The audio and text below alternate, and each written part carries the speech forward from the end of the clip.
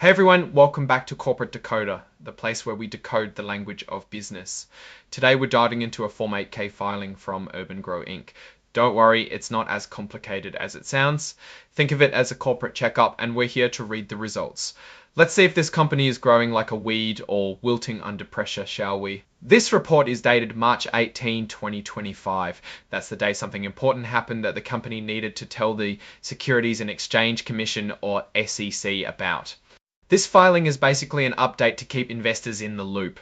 The main event here is an amendment, basically a change to a loan agreement. Back in December of 2023, UG Construction, a part of urban-gro, got a secured line of credit from Gemini Finance Corp. A line of credit is like a credit card for businesses, and this one was for up to $10 million.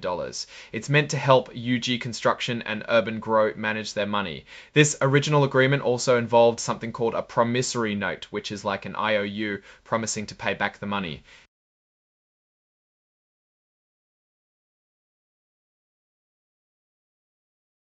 Ada's Vigil agreement also involved something called a promissory note, which is like an IOU, promising to pay back the money. Each time they borrow, they have 180 days to repay. Now, in March 2025, they changed the rules a bit with this amendment.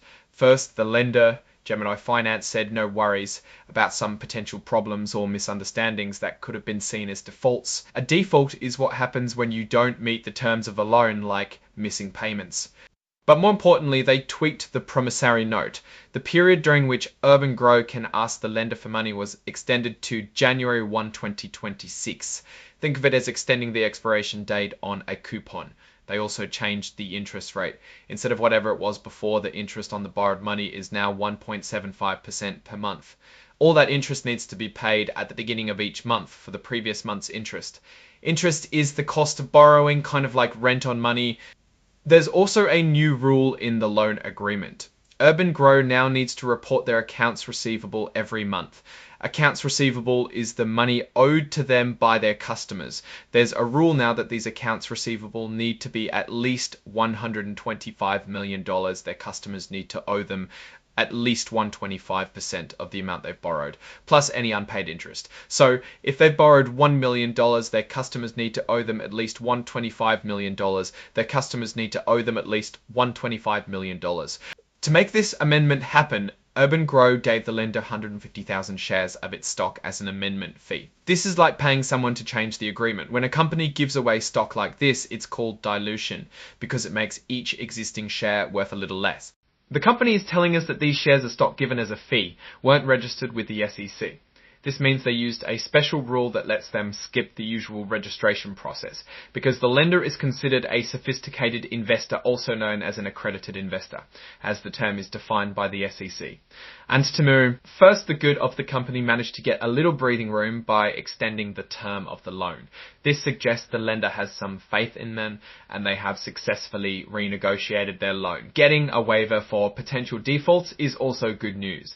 It shows the company worked to resolve issues. The not so good after the increased interest rate of 1.75% per month sounds expensive, adding up to 21% per year.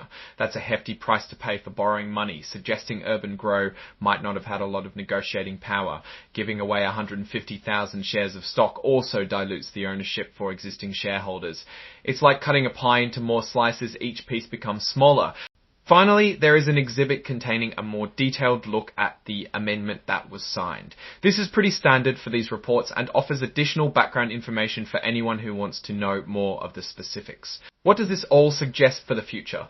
urban-gro seems to be navigating some financial challenges.